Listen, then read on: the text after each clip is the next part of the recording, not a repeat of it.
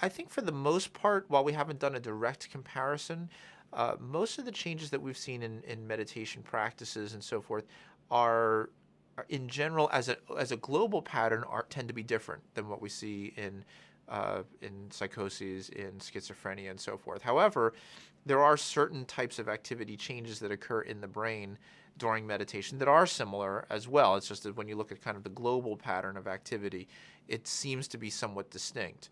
But I think that there are probably elements that can be compared and can be matched up, and that's something that we'll have to look at in more detail, because it would be wonderful to be able to say, okay, I want you to meditate on God and work towards having an experience of being in God's presence, and now I want you to imagine being in God's presence, and then see how that may compare to a schizophrenic patient or somebody who has a known psychosis, and how that relates to whatever changes that we see in their brain. And of course, in some of the courses that I teach on this topic, one of the first questions that we spend a lot of time on is what actually is normal. So even when you're talking about psychosis, I mean, there's always that sort of question that you ask with your friends late at night. I mean, how do you know that one of the guys who says, "Yeah, I'm Jesus Christ," isn't? I mean, how do you?